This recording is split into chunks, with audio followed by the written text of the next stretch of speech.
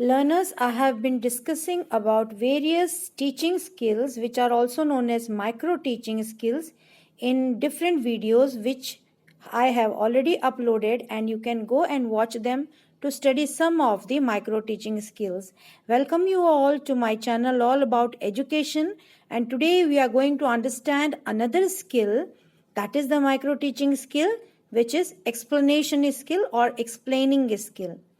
Now, as the term suggests, the teacher, when he or she enters a classroom with an objective to take up any topic of any subject, the teacher has to explain different thoughts and problems related to that topic. In a class, a teacher has to explain through various methods the concepts, phenomena, generalizations, and functions with a view of developing in pupils on understanding about the topic. When a student is not able to understand anything, the teacher explains it to him and makes him understand.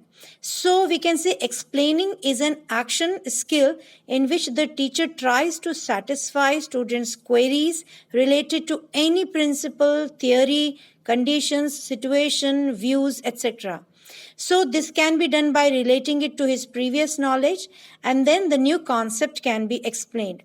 Explanation is based on the interrelationship of previous knowledge, situation और nature of principle. तो जैसे कि नाम से पता चल रहा है, इसको हम स्पष्टीकरण कौशल भी कहते हैं.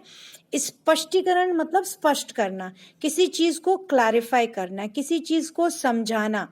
तो ये जो स्पष्टीकरण है, ये स्टेटमेंट्स के द्वारा हो सकता है, सेंटेंसेस के द्वारा हो सकता है, कोई ऐसे इंट्रोगेटिव सेंटेंसेस जो कि वैसे क्वेश्चन नहीं है, बट हाँ चीज़ों को स्पष्ट करने के लिए पूछे जा सकते हैं. इस स्किल में, इस कौशल में कुछ गतिविधियां इन्वॉल्व होती हैं. Some activities are involve which make the explanation clear and effective.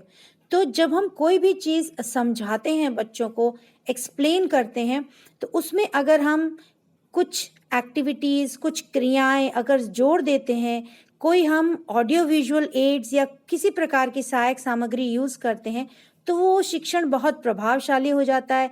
बच्चों को वो प्रकरण स्पष्ट करने में सहायता मिलती है. So in this way the concept can be clarified and explained properly.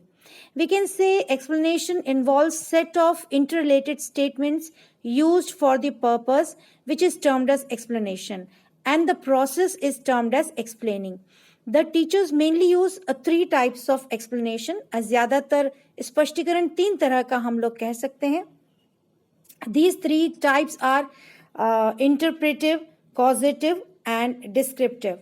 Interpretive की अगर बात करें तो जब हम कोई सामान्यीकरण पर पहुंचते हैं, जब हम किसी निष्कर्ष पर पहुंचते हैं, जब हम किसी निर्णय पर पहुंचते हैं, तो उसको हम इंटरप्रेटिव एक्सप्लेनेशन कहते हैं.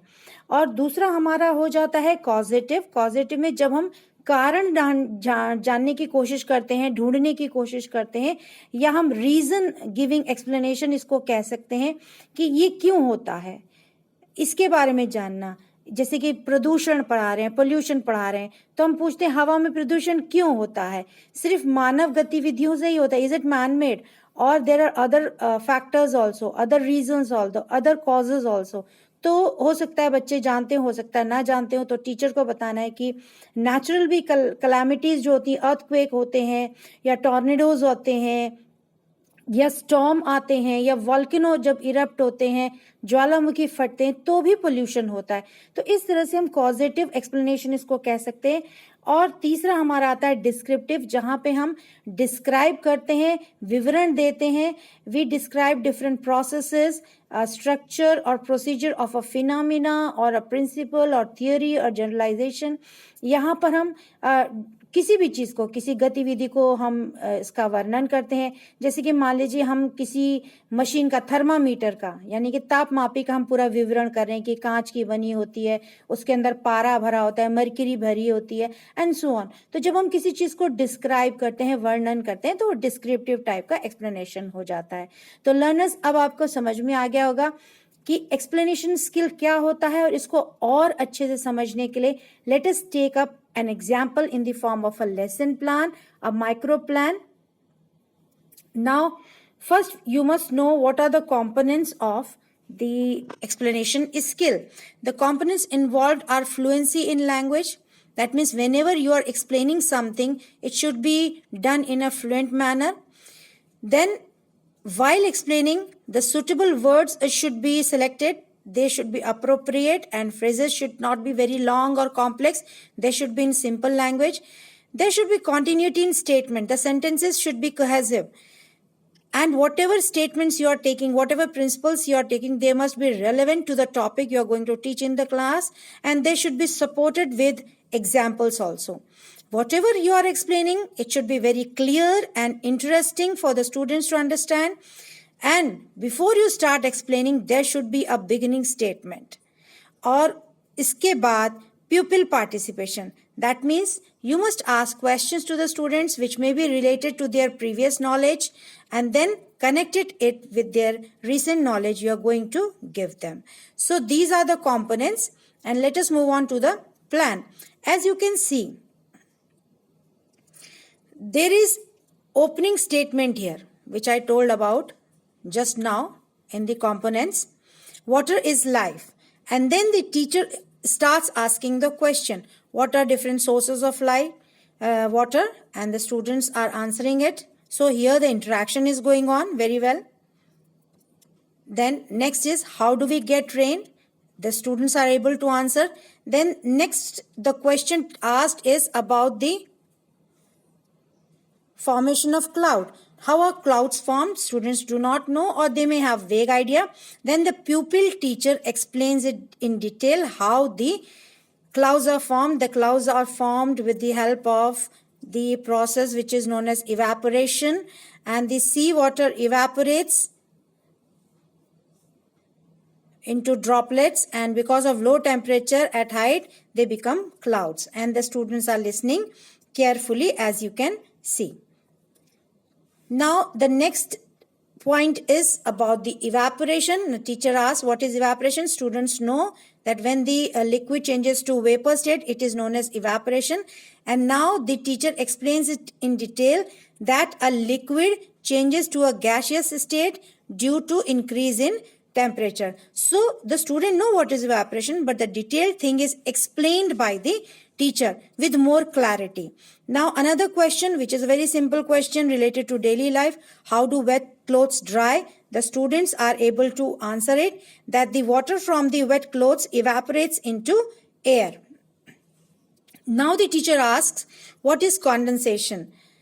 The students may be knowing vaguely about this process, but the pupil teacher explains it in detail, that when the water from its gaseous form turns back to the liquid form, then it condenses and it forms a rainfall. The students now are able to understand because they are listening it carefully. Now the teacher moves on to water cycle. As the teacher has explained about the evaporation and condensation, and water cycle is nothing but these two processes combined together. So here the teacher explains about the water cycle, and students are able to understand this cycle because they already have understood about the evaporation process as well as the condensation process. So water cycle is explained more properly by the teacher by making the diagram on the blackboard. The teacher has explained about condensation, precipitation, and evaporation, and then the teacher moves on to the blackboard and explains with the help of example that how the evaporation leads to cloud formation, and the evaporation is due to the sunlight, as you can see. Then these clouds, when undergo condensation, that means lower in temperature, they start precipitation, and then they move down as rainfall to the land surface. In this way, the water cycle is explained clearly. Now the students are well aware of the process of evaporation, condensation, precipitation, rainfall, and water cycle. So in this manner, the lesson plan ends, and when the pupil teacher teaches it, the teacher educator marks it in this observation schedule. Now let us understand it in Hindi also. As you can see, स्पष्टीकरण कौशल. तो यहाँ पर जो पाठ योजना बनाई गई है, सूक्ष्म शिक्षण अनुरूपित पाठ योजना, वो बनाई गई है रक्त बैंक पे या रक्तदान पे, और आप देख सकते हैं यहाँ पर वही चीज कही गई है कि भाषा में प्रवाह होना चाहिए और उपयुक्त शब्दों या वाक्यांशों का प्रयोग होना चाहिए। कथनों में तारतम्यता, एक दूसरे से कथन जुड़े होने चाहिए, परस्पर जुड़ा होना चाहिए। विचारों में भी प्रासंगिक होने चाहिए, जो भी आप उदाहरण यूज कर रहे हैं, जो भी कथन आप कह रहे हैं, स्पष्टता रोचकता भी रहनी चाहिए। और जब भी आप स्पष्टीकरण स्टार्ट करें तो प्रारंभिक कथन जरूर होना चाहिए, स्टार्टिंग स्टेटमेंट जरूर होना चाहिए। छात्रों को भी जरूर इन्वॉल्व करें, नहीं तो एक्सप्लेनेशन बहुत बोरिंग हो जाता है, स्पष्टीकरण बहुत ही उसमें नीरसता आ जाती है। और बीच बीच में स्पष्टीकरण के बीच बीच में आप बोधगम्य प्रश्न पूछ सकते हैं।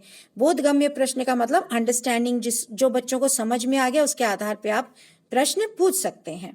तो इस तरह से बच्चों को आप ये कंपोनेंट्स के बारे में बताएंगे इस पाठ्य योजना के तहत। अगर आप देखें तो यहाँ पर जो मैंने आपको बोला है प्रारंभिक कथन, रक्त हमारे शरीर में परिवहन का कार्य करते हैं।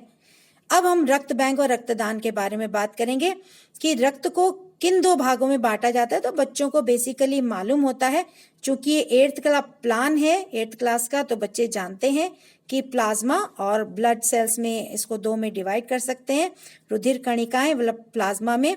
और फिर पूछा है कि रुधिर कणिकाओं प्लाज्मा मानव के रुधिर का कितना भाग होते हैं। चूंकि बच्चे ब्लड 6th 7th में पढ़ चुके हैं तो थोड़ा बहुत बता पाते हैं।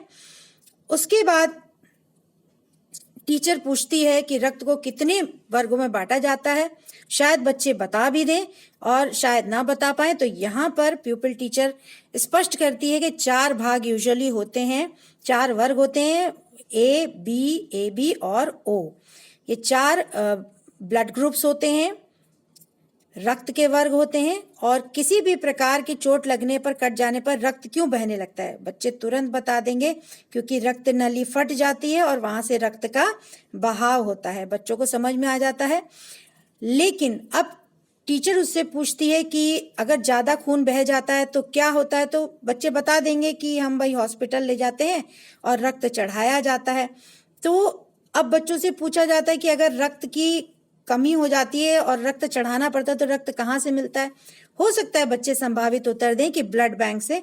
अब ब्लड बैंक के बारे में थोड़ा बहुत डिटेल में बच्चे नहीं जानते होंगे, तो डिटेल में टीचर विद क्लैरिटी, स्पष्टता से बताएंगी कि ब्लड बैंक में कैसे ब्लड आता है। तो रक्तदान द्वारा लोग जमा करते हैं और उसी ब्लड को यूज किया जाता है।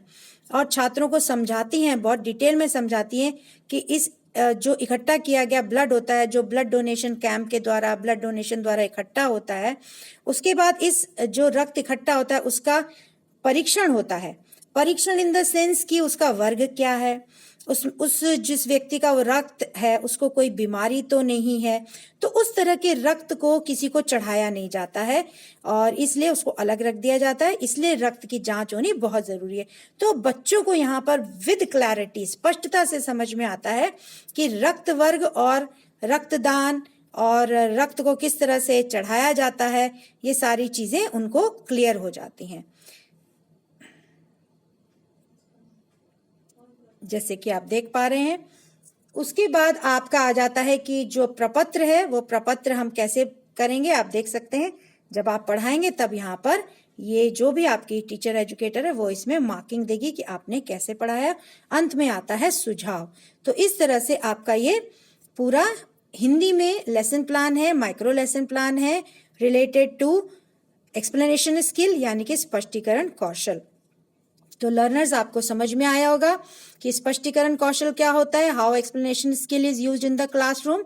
अगर आपको वीडियो अच्छा लगा हो और आप अन्य वीडियो भी देखना चाहते हो माइक्रो टीचिंग स्किल में, तो मेरे चैनल पर जाइए ऑल अबाउट एजुकेशन और लाइक और शेयर करें। अगर सब्सक्राइब ना किया हो तो तुरंत सब्सक्राइब करें और ऐसे ही मेरे वीडियो देखते रहें। Thank you so much.